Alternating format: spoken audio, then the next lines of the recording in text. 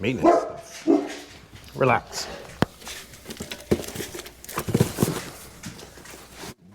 Yeah. No, it's fine. It's motorcycle stuff. Don't worry about it.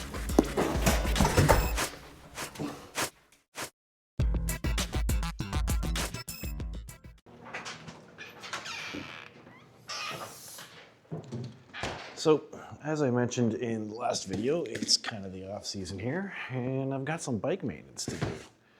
So we got some stuff here that I've ordered from Fortnite, and yeah, I'm just gonna crack into it and get ready to get started, basically. Nothing major, just an oil change, and what else have I got here? Coolant flush. I was gonna redo the coolant. So what do we got? We got some oil and some coolant.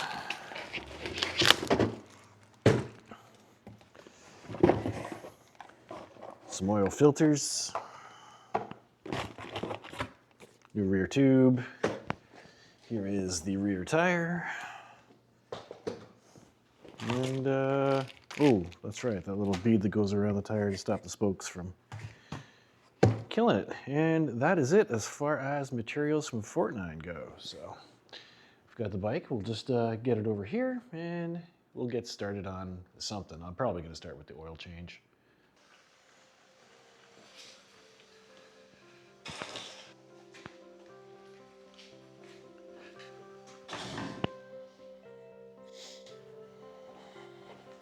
And generally, I try only to work on the bike with the tools that I carry on the bike with me. It has been a long time since I've touched this thing.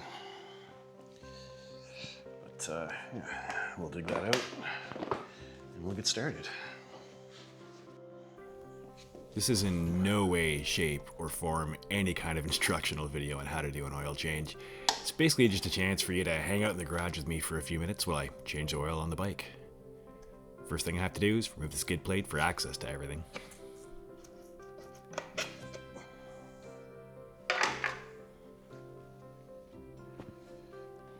Then, I'll get the drain pan ready in an attempt to keep the mess to a minimum. There's never no mess, but this helps minimize it for sure.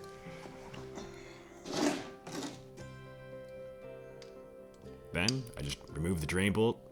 One thing I always do is I check that bolt for metal filings while the oil drains. Magnet looks all right. Good. One of the oil filters is underneath that cover. The filter itself is a bit of a pain to get out. It's just tough to get your fingers in there. So I make a little hook out of a piece of mechanics wire and just kind of hook the side and give it a little yank. I like to put a little bit of oil on the new filter gasket. Just kind of a bit of insurance against it tearing when I slide the new filter in.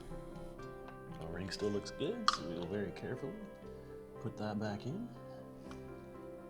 There's an O-ring on that filter cover. I usually replace those every other oil change due to me forgetting to order them all the time, so.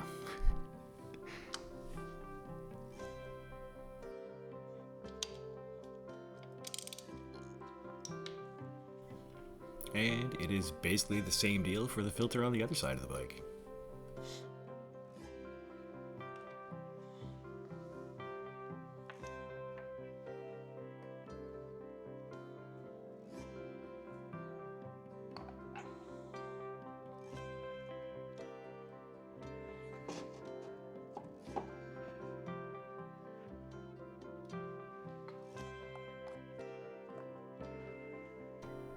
That's me checking the other O-ring that I forgot to order. You can briefly see it when I lift the cover up for a better look.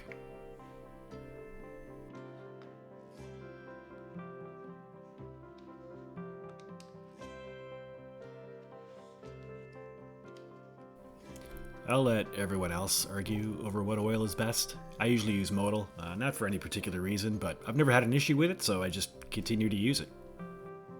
It appears that is, at the very least, enough.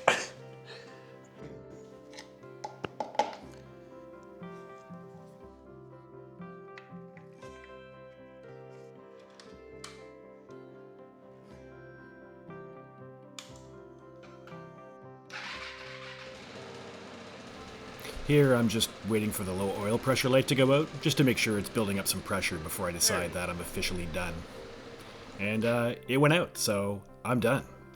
There's still the coolant, air filter, rear tube tire, and possibly a rear shock rebuild to go. And I'm running out of time, so we'll see how it goes.